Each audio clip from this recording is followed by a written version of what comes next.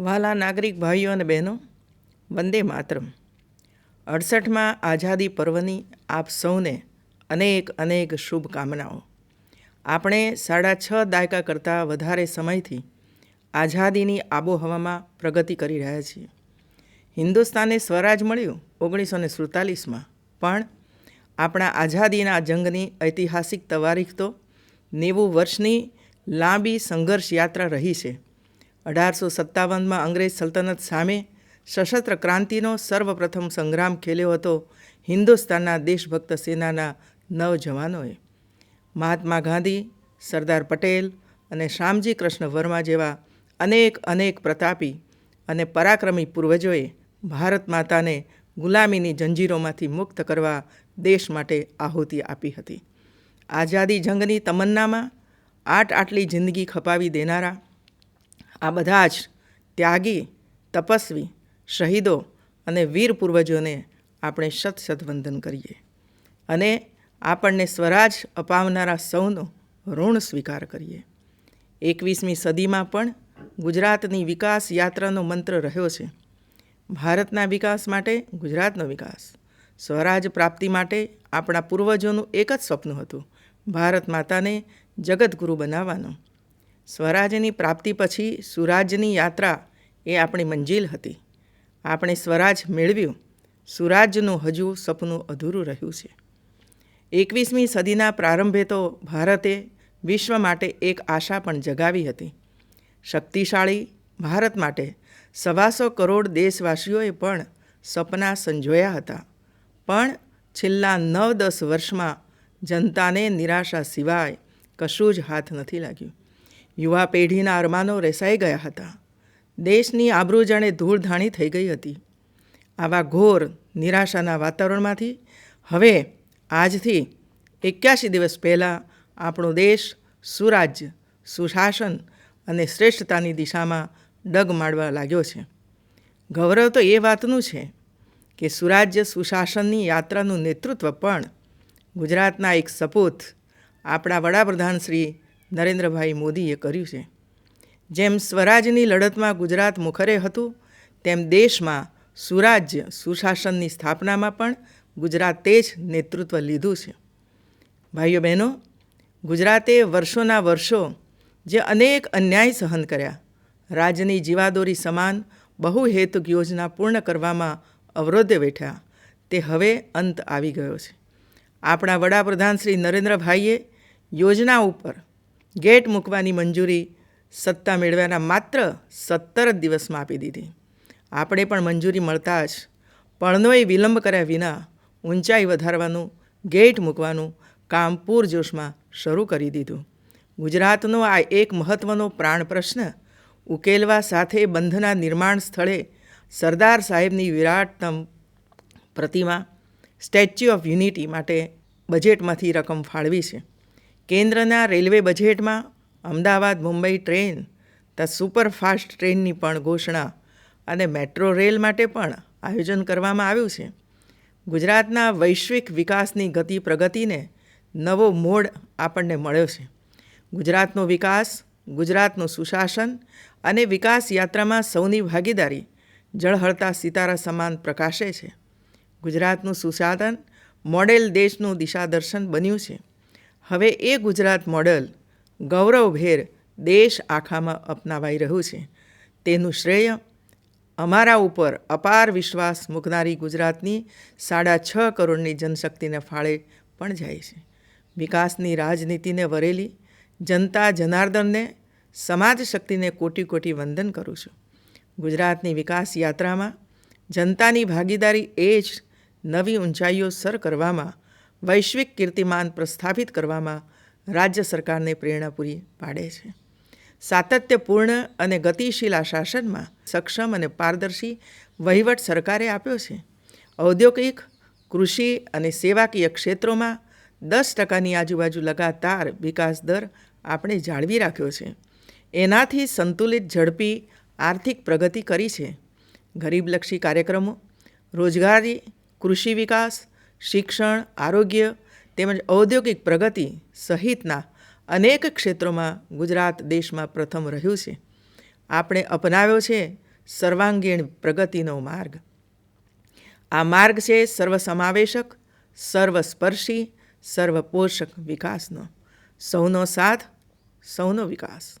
ગુજરાતના આ વિકાસ માર્ગને વ્યાપક રીતે રેખાંકિત કરવા અનેક કાર્યક્રમો, ઝુંબેશો અને અભિયાનોના જન આંદોલનની કાર્યયોજના અમલમાં મૂકી છે. વિકાસ પ્રક્રિયાનું સાતત્ય જાળવીને વિકાસની દિશાને વધુ સુવાસિત કરવી છે. ગુજરાત સ્વચ્છ બનશે તો સ્વસ્થ પણ બનશે. મહિલા સુરક્ષિત હશે તો સમૃદ્ધિનો અહેસાસ થશે. એવા ગતિશીલ ગુજરાતનો લક્ષ્યાંક આપણે રાખ્યો છે. ગતિશીલ ગુજરાત લક્ષ્ય 100 દિવસના એજન્ડા સાથે 100 દિવસનો જનહિતના કાર્યોનો રોડમેપ નક્કી કરીને ચાલીએ છીએ. લોકકલ્યાણના મહત્ત્વપૂર્ણ 48 મુદ્દાઓનો અસરકારક અમલ કરવો છે. લોકોના મહત્ત્વપૂર્ણ પ્રશ્નો ઉકેલ નિવારણનો માર્ગ આપણે અપનાવ્યો છે. તાલુકા કક્ષાએ 100 લોક સંવાદ સેતુ યોજીને પ્રશ્નો સ્થળ પર જ નિકાલ કર્યા છે. મક્કમ નિર્ધાર અને તેજ ગતિ સાથે આપણે ગુજરાતની વિકાસ યાત્રાને નવી ઊંચાઈએ પહોંચાડવી છે. ભાઈઓ બહેનો, આઝાદીની લડતમાં સ્વતંત્રતા પ્રાપ્તિ માટેનું વિરાટ જન આંદોલન જાગેલું. આપણે ગુજરાતમાં વિકાસનું જન આંદોલન જગાવ્યું છે. ગુજરાતને કુપોષણથી મુક્ત કરવા પણ એવું જ સમાજ સેવા અભિયાન ઉપાડ્યું છે. ગુજરાત જેવા દુનિયાની નજરે વિકસિત રાજ્યનું બાળક કુપોષણથી પીડાતું હોય તે આપણને પાલવે જ નહીં. સમૃદ્ધ રાજ્ય, સક્ષમ રાષ્ટ્રના નિર્માણની આધારશિલા એવા આ બાળકોને આંગણવાડીના અતિ કુપોષિત ભૂલકાઓને પોષણક્ષમ આહાર આપવાની મુહિમ આપણે ચલાવી છે. ફૂલ નહીં ફ્રૂટનો વિચાર આપવાની જાહેર કાર્યક્રમોમાં સ્વાગત સન્માનમાં ફૂલહારના સ્થાને સુખડી, મગ, ફળફળાદી, કઠોળ જેવા પોષણયુક્ત ખાદ્યાન્ય સ્વીકારવાનો અને તે તુરત જ આંગણવાડીના કુપોષિત બાળકો માટે ભેટ આપવાનો નવો માર્ગ આપણે કંડાર્યો છે. મને આજે 68મા આઝાદી પર્વના અવસરે આપને કહેતા આનંદ થાય છે કે કુપોષણ મુક્ત ગુજરાતના સંકલ્પને પાર પાડવામાં સમાજના સૌ વર્ગો, પ્રત્યેક ગુજરાતીનો સહયોગ અને અદમ્ય પ્રતિસાદ સાંપડી રહ્યો છે. કેટલાક શ્રેષ્ઠીઓ, દાતાઓ આંગણવાડીઓને દત્તક લઈને બાળકોની સંપૂર્ણ કાળજીની જવાબદારી નિભાવવા આગળ આવી રહ્યા છે. મહિલા સશક્તિકરણની ગુજરાતની આપણી એક આગવી પહેલ એ છે કે આપણે 2014-15ના અંદાજપત્ર સાથે એક નવતર પ્રયોગ જેન્ડર બજેટ દ્વારા કર્યો છે. મહિલાઓ અને કન્યાઓની વિશેષ જરૂરિયાતોને અનુલક્ષીને શિક્ષણ, આરોગ્ય, પોષણ, કૌશલ્યવર્ધન અને આર્થિક સશક્તિકરણને લગતી યોજનાઓ માટે રાજ્ય સરકારે ₹1,880 કરોડની માતબર જોગવાઈઓ કરી છે. પાણી વિતરણ વ્યવસ્થામાં મહિલાઓની ભાગીદારી અને સક્રિયતા વધે તે હેતુથી પાણી સમિતિની બહેનોને આપણે તાજેતરમાં જ ₹27 કરોડનું પ્રોત્સાહક અનુદાન આપીને તેમનું ગૌરવ કર્યું છે. માત્ર પાણી વિતરણ જ નહીં પણ પશુપાલન ક્ષેત્રે મહિલાઓનું યોગદાન નોંધપાત્ર રહ્યું છે. મહિલા સંચાલિત દૂધ ઉત્પાદન સહકારી મંડળીઓની સંખ્યા બમણી કરીને મહિલા પશુપાલકોને ખાસ પ્રોત્સાહન આપવા છે. મહિલા સંચાલિત દૂધ ઉત્પાદન સહકારી મંડળીઓને દૂધ ઘર માટે 300 ચોરસ વાર જમીનની ફાળવણી અને દૂધ મંડળીના મકાન બાંધકામ માટે સહાય આપી મહિલા પશુપાલકોનું સશક્તિકરણ કરવું છે.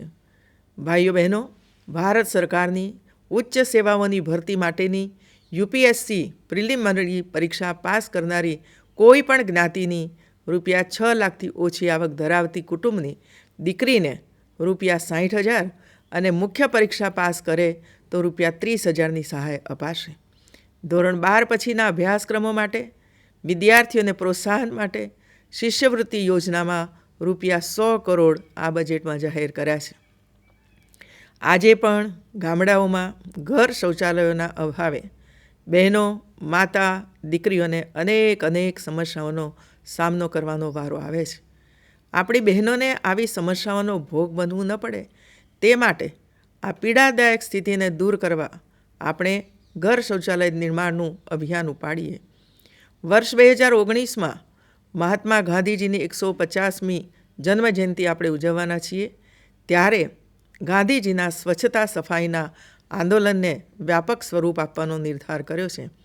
આગામી 3 વર્ષમાં રાજ્યનું એક પણ ઘર શૌચાલય વિનાનું ન રહે તેવો આપણો સંકલ્પ, આપણો નિર્ધાર છે કે સન્માન, ગૌરવ આપી નારી શક્તિને વિકાસની પ્રક્રિયામાં સમાન ભાગીદાર અને પહેરેદાર બનાવવી છે. પોલીસ તંત્રમાં તમામ કેડરની ભરતીમાં 33% મહિલાઓ માટે આરક્ષિત રાખવાની ગુજરાતની આપણી પહેલ રક્ષા શક્તિમાં નારી શક્તિના દાયિત્વને પ્રેરિત કરશે. મહિલા શક્તિના સામર્થ્યને સમાજ જાણે, પીછાણે તેવા હેતુ સાથે મહિલા સશક્તિકરણ પખવાડિયું આપણે રાજ્યભરમાં ઉજવ્યું. બહેનોએ બનાવેલી રાખડીઓના રાખી મેળાનું આયોજન સફળતાથી પાર પાડ્યું છે. હવે નવરાત્રિ, દિવાળીમાં પણ આવા વિશેષ મેળાઓથી ઉત્પાદકો દ્વારા ઉત્પાદિત હાથ બનાવટની વસ્તુઓને માર્કેટ આપવું છે. આ સરકાર નોંધારાનો આધાર બનીને તેની પડખે ઊભી રહેવાની છે.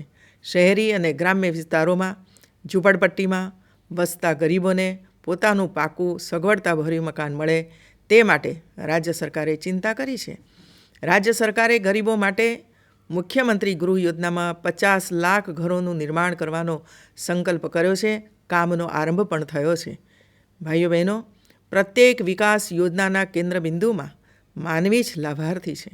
નબળા વર્ગોની માવજત અને વિકાસની આપણે જોગવાઈ કરી છે.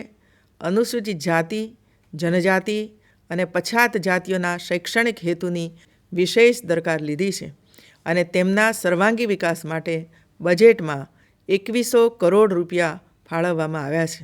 ગામની બહારની શાળામાં ધોરણ 9માં ભણતી હોય તેવી તમામ વિદ્યાર્થીનીઓને વિનામૂલ્યે સાયકલ આપવાનો નિર્ણય કર્યો છે. રાજ્યમાં આજે ઉચ્ચ શિક્ષણની 63 જેટલી દેશ વિદેશની પ્રતિષ્ઠિત યુનિવર્સિટીઓ અને સંશોધન કેન્દ્રો યુવાધનના જ્ઞાન કૌશલ્યને નિખાર આપી છે. રાજ્યના દરેક જિલ્લામાં એક સરકારી ઇજનેરી કોલેજ અને સરકારી પોલિટેકનિક સ્થાપવાની દિશામાં સરકારે સફળતા હાંસલ કરી લીધી છે.